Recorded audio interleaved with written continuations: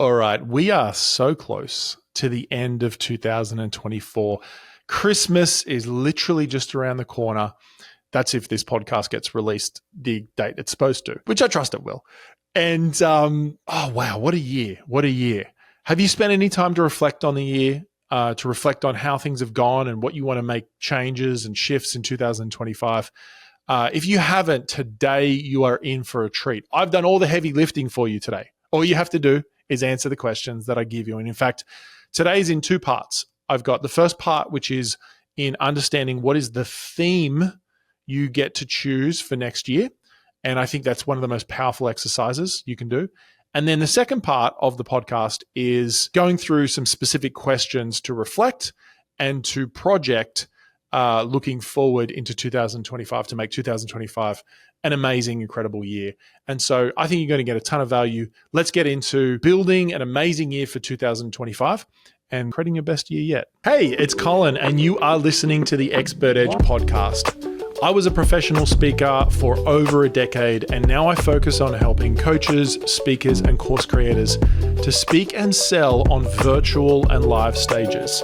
The Expert Edge podcast is weekly content focused on helping you build your expert business. We cover marketing, storytelling, sales, communication skills, and so much more. Thanks for taking the time to tune in, and make sure you subscribe and follow us on all our social channels so you don't miss a thing. Let's listen to today's episode. So what is it going to take to make your 2025 the best year you've ever had? I don't know what your 2024 has been like. I'm sure it's been a mix. It's been a mix of some great experiences, some challenging experience. You know, it's rare that you're going to have everything bad happening, but maybe you've had your fair share of challenges. I totally get that. But the question is, what could we make 2025 look like? And I know in my life, you know, there are seasons. And one of the great frames that have always helped me, especially when I'm going through challenging times, has been just reminding myself that this is just a season. Maybe you need to say that to yourself today, right now. You need to say, you know what? It's just been a season. It's a season. And what do we know about seasons? What's the good thing about seasons is that they change, right? They shift, they evolve, they can't not. And I think that nature is a beautiful metaphor for our lives as human beings. You know, there's never one complete direction up. There's always dips, right? There's always downs, there's always ups. And so if you've had a down year, if this year has been challenging, which I would say, you know, 50% of the people I speak with, even people at the top of the industry, have been saying that this year has been quite a challenging year. I would say that more people than not have said that this year has been a challenging year. Just from my reflection, what I've noticed, we have had an amazing year of growth in our business. We've been able to travel a lot with our family, but that I know that that is just a season. And I don't share that, you know, to say, how good am I? Right? It's purely to say, like, it's been a season for us of a lot of flourishing. And I will say, and I'll share this in a minute, it hasn't always been like that. You know, there's been multiple seasons of very much building and planting and toiling the ground to actually create the life and the business that we have. The good thing is that each year and each season, if you allow it, will build on the next season. I love Jim Rohn. He says that don't get through the year, get from the year. And that concept of getting from the year is what I want to do in today's conversation. And so, are you ready to make 2025 an amazing year? Would that be okay? Let's go through a few activities. I want to make this really tactical today. As you listen, whether you're going for a walk or you're riding or on the treadmill, I want you to be reflecting on your situation, your life, as we go through these questions and these exercises today. So the first one is this: reflecting on the idea of your theme. The theme is a choice that you make based on the season that you're in or moving into. So I'll give you an example. I know for us at a time, it was many years ago, I'd been running my business. We'd been running really fast, and we had some challenges happen in our personal life. My wife got really sick. She had to spend a lot of time kind of in recovery, in bed. We had young kids, like really young kids at the time. We were just exhausted. We were just spent. And the business was going pretty well, but I was traveling a lot at the time. The business model that I had was that I was traveling a lot to speak. And I remember we decided, my wife and I, that we really needed some space. That was kind of the word we used. We were like, we need some space. And so we decided to create a theme for that year being the year of space. And so what that meant was we didn't work as much. Like we literally, we would work from 9 till 3 kind of thing and get off and spend more time with the kids, that sort of stuff, which obviously is a blessing. But part of it was like we made this decision of we aren't going to push the business forward. Like I remember I made a conscious decision of this year, I'm not going to try to grow the business. Now, the cool thing was that the business did grow, but it didn't grow very much. Like it was a very small growth season for the business. But what was cool was that I didn't travel as much for work. That was when we were starting to shift our business model to doing more online things. And we spent more time with the family, we spent more time with ourselves, and we just kind of took off that emotional pressure that you put on yourself to like push to the next level, right? To always double the business, right? And maybe that's what you want to do, but in that season, it just didn't contextually fit right. Like I knew that it would create too much pressure for us to like double the business, in that season. And so that season of space was beautiful. It was incredible. Sarah and I always still reflect on it and talk about it. How powerful that was. And then I remember another theme that we had, which was momentum. I know for us early in our establishing of ourselves in the US market, that was when we first moved to the US, we really needed to knuckle down and focus on creating momentum. And that required a large sacrifice. I remember when I was launching Sell From Stage Academy, and I was getting up at 6 a.m. and working literally through till like 9 p.m. and creating content, creating launch strategies, creating new concepts, like thinking about how do I deliver this better? Like the level of intensity. And when I reflect on it, because Sell From Stage Academy, I hadn't like really made any money from that yet. And so that was like a new project. I wasn't sure how it was going to go. But I had another opportunity where I was creating another online course, which I called the Leadership Coach. And it was with like a group that I was working with. And so when I think about it, I was actually creating 2 courses at the same time. And so I was creating this course called the Leadership Coach Academy, which now I don't sell anymore. I don't sell that. I actually have a license for that. So other companies sell that for me. They just pay me yearly as a licensing fee, which by the way is a great business model, especially if you don't want to sell that thing to the general public anymore. I ended up licensing out that product. And then I was building Sell From Stage Academy. And I remember I made that decision at that point of I was building that program. I was also looking at some of the other courses that I had, like a productivity course called the Productivity Academy. And I was like, I don't want to sell that anymore. So I licensed that out as well. So that kind of freed up a bit of my time and my focus to completely focus on Sell From Stage Academy. But I knew that I needed to get momentum. And I remember I made some big asks of friends and colleagues and business associates. Hey, can you help me get the word of Sell From Stage Academy out? And that was when I remember I had a really cool opportunity. James Wedmore, who I'm very grateful for, who's a great friend and has been an early mentor in my journey in the start of my online business. He was willing to share that with his audience. And I'm so grateful for that. From the sense of he really helped me because I didn't have an audience at that time. So one thing you've got to understand is sometimes you see like my Instagram and my following and our launches and all that sort of stuff. And it's like, oh, it must be easy for you, Colin, because you've got an audience. I didn't have an audience. This was 2019. Yeah, 2019. I didn't have an audience. Like I didn't have a following. We joke about it with my wife. I'm on Instagram posting on the main feed photos of my coffee. That's the level of sophistication I'm bringing to my social media. Do you remember when that was like cool? Like you just post photos of your food and stuff before you had to create like a full cinematic video experience every single post. But anyway, so I'm doing all that sort of stuff, right? And I'm like, we need to shift the business. Like I need to step into just a whole nother level of delivery. And so we launched that, and that year to a year and a half was momentum, and it was a big sacrifice. We focused, but we really grew the business. And that was when I started really getting momentum in the marketplace. But it took a lot. Got to be honest, it took a lot of sacrifice. I'm grateful that I did it. I don't regret it at all. It was worth all of it, because now I get to do what I love, and get paid well for it and all that sort of stuff. Let's reflect back. It was a season of momentum. So my wife and I decided, we're like, we want momentum in the business. And we chose that as a focus. And because of that, there was a sacrifice to having that momentum, if that makes sense. And so that was another word that we chose. A more recent word that we've chosen was leverage. So that's been over the last year or so.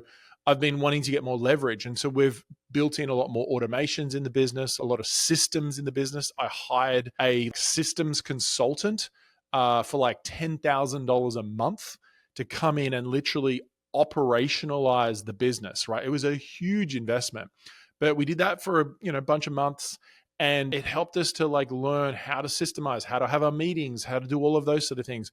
And so I want you to know that when you choose a word, because my word was leverage recently, there are projects that are going to go along with that word, right? And so for me, in the leverage season, the project was hiring a operations specialist, systemizing the business, building automations, building evergreen webinars, evergreen funnels, all that sort of stuff, working on my ads more so that it's not as much organic, all of those sort of things, right? Now, if I had I will say this, you've got to choose the right word for the right season, because I couldn't have chosen leverage in 2019 when I was just getting started in the online space. I'd always want to connect with people, but more going, okay, I'm going to automate my whole business so that it runs without me, so that I get more time to just like do the things that I love to do, right? Because for me, I love working with clients. And this has always been one of the tensions I've had in my business is I love having conversations with clients. Like I love hearing what's going on. And so finding that balance of, what does leverage look like for you? Because for me, I know I always want to be able to be coaching my clients. It's one of the reasons why I still do coaching calls in my coaching programs. Like every other week, I'm doing like hours with my students answering questions. We do that in our elite group coaching program. And so the thing for me coming back to this idea was I couldn't do leverage in 2019. That was a momentum season, but I could do leverage in the last year because I'd already built the momentum and the swell. Does that make sense? And so you got to choose the right word for the right season. I remember for me, growth was a word a couple of years ago, and growth for me was different to momentum, because momentum was just that. It was getting momentum. It was starting from kind of like zero, right? And then growth was actually building on the growth and starting to do bigger launches and investing more and getting better affiliate programs and all that sort of stuff. And so that was growth. And so I think you just got to reflect on like, what is the season for you? And so as I've shared these stories, the question is coming into next year, what's the word for you? Like, what's the theme? What's the focus that would allow you to experience the life that you want, or would build the next season in the right way, in the way that you need to build it, right? And I also take in context of like, where are you up to in your personal life, in your business life? And so usually for us, I have a word mainly for my business. We sometimes do words for our personal life, but for me, my personal life and my business is like almost one thing. So for me, my business life affects my personal life so much, right? Because I am my business. I run an expert business. And so for me, that's the most important word, is actually my business word. And I have had seasons where I've had a different word for my personal life. And that can be really powerful as well, right? And so you can separate it. You can have a business word and a personal word, and that might work great for you. For me, I mainly just have a business word, and that kind of flows through into my personal life. So that's the first concept that I wanted to talk about, the idea of finding a theme. You may not know what that is yet. Maybe you need to journal about it. Maybe you need to pray about it. Maybe you need to reflect about it.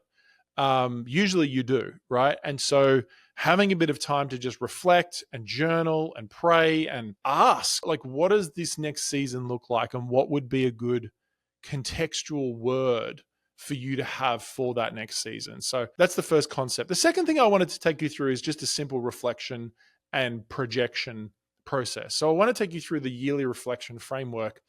And simply what we're going to do is we're going to look back and then we're going to look forward. And so I'm going to ask you a few questions. You can write them down. You can note them in your notes. And these are kind of the process that I go through at the end of the year to reflect, to learn, to grow, and to move forward. So the first question is this is looking back. What went well? What gains did you have? And this could be personal and professional. I write all of them, right?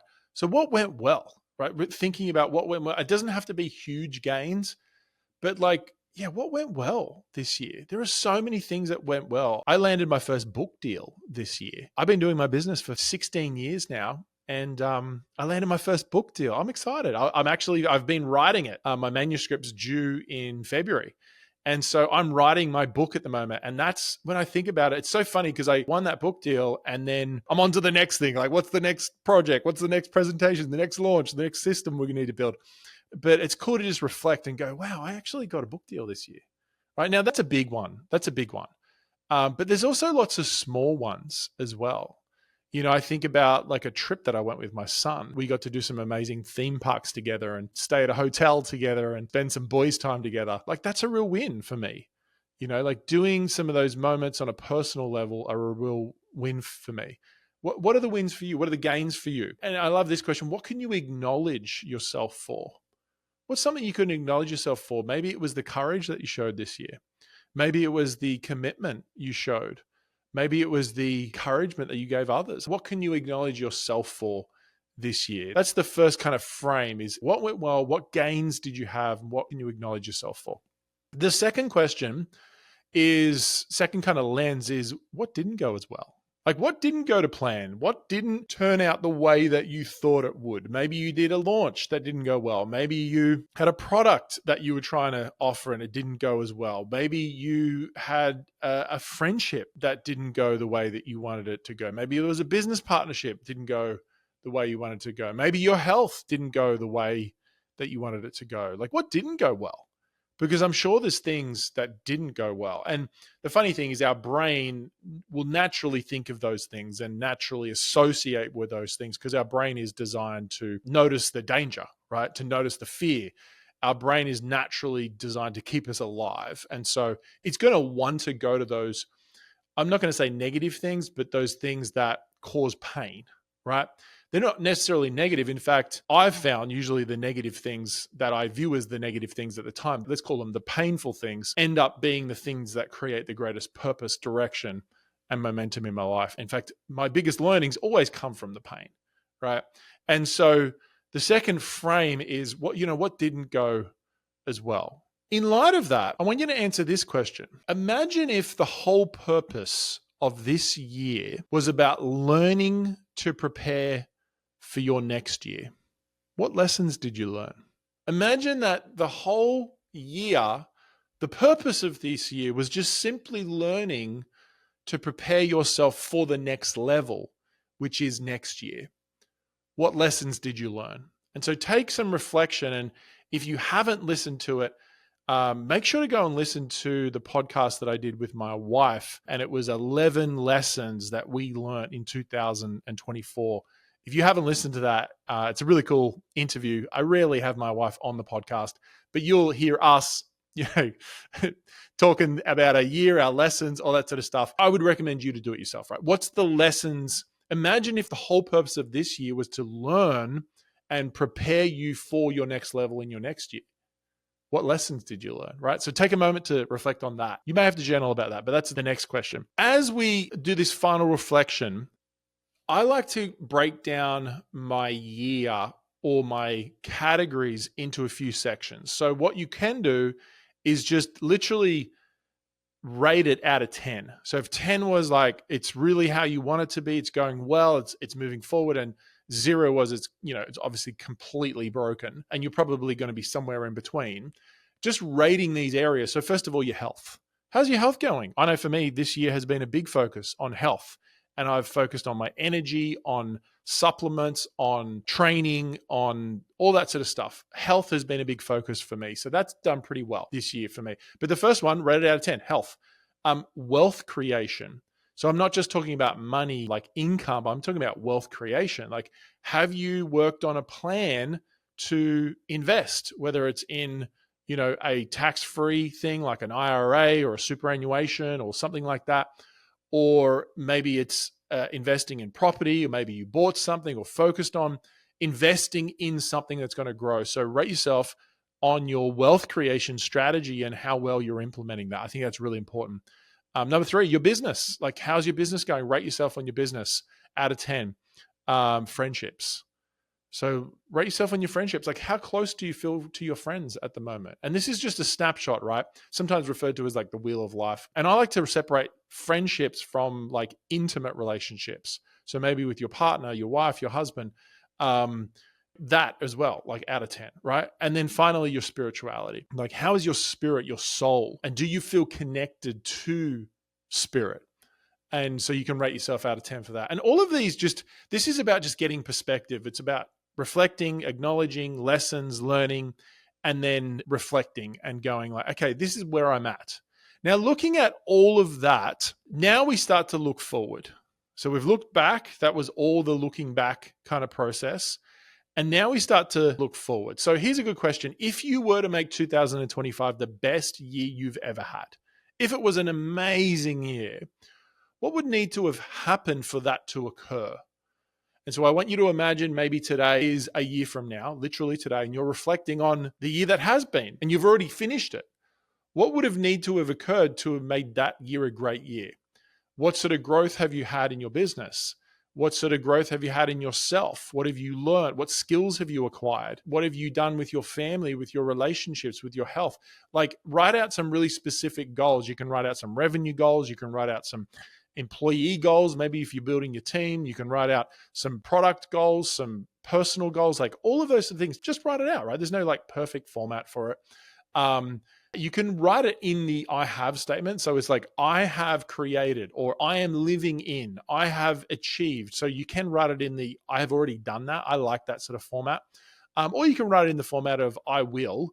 I personally like, just write it. Imagine it, today's today, 12 months from now, and you've literally achieved everything you wanted to achieve. Write it in that format of like, you're reflecting on the last year. You've actually completed it, if that makes sense. So that's the first question looking forward. If you were to make 2025 the best year you've ever had, what would have need to have happened for that to occur? Second question, what's the one project that you know you've needed to do for a long time but haven't because of fear? And if you were to do it, it would create immense momentum in your life. What's that one project? What's the one thing that you've been putting off because of fear? Maybe it's a program that you've wanted to do. Maybe it's that first hire. Maybe it's launching that product. Maybe it's going live. Maybe it's, deciding that you're going to start speaking or hosting your first webinar, right? So what is the one project that you know you've needed to do for a long time, but you haven't because of fear? But if you were to choose to do it right now, it would create immense momentum in your business. What is that project? I want you to write that down. That's a great question. Next question. This is all looking forward. What parts of you must come out more or even more in the next 12 months to allow yourself to be fully expressed? What parts of you must come out of you even more in the next 12 months to allow yourself to be the fully expressed version of yourself?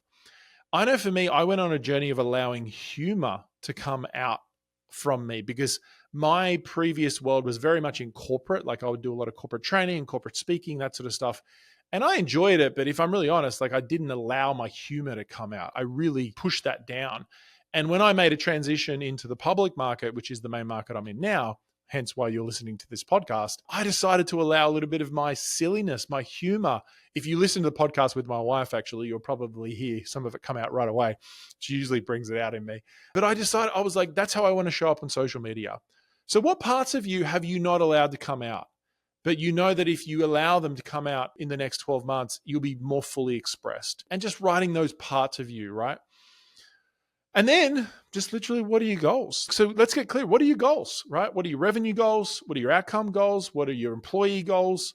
How many days off do you want in 2025? Like, what does that look like? How many vacations do you want to do? Like, what are your goals? And then once you've done all of that, then you just simply go, what are you committing to, right? So what are you committing to? By the way, on the show notes, if you go to the show notes, there'll be a link to all of these questions in the show notes. So you can go and have a look at them in the show notes. You can just click down below. You can check it out on the show notes. But I trust this has been helpful. I trust this has been useful. I'm excited for next year. I feel like it's going to be solid. It's going to be a really, really good year. I think this year for many people has been a challenge. I think economically things have been challenging this year. It's kind of, we're a couple of years past the pandemic and all that sort of stuff, but I feel like there's been a shift that's happened, recently, and I'm just noticing people kind of in better spirits. So I'm excited for next year. I think that if you go through this process, you're going to reflect on that. You're going to get clearer momentum. And when it comes down to it, you're the one who decides to have a great year, right? Not the economy, not the government, not other people around you. You're the one that decides to make the year a great year. So let's not get through the year. Let's get from the year, as the late Jim Rohn would say. And let's make 2025 the best year ever. Hey, if you found this helpful and you know someone who would enjoy this, can you hit the share button and text it to them and just let them know, hey, you should have a listen to this. Really helpful. I know for me, I always listen to podcasts when my friends text me. So can you think of one person?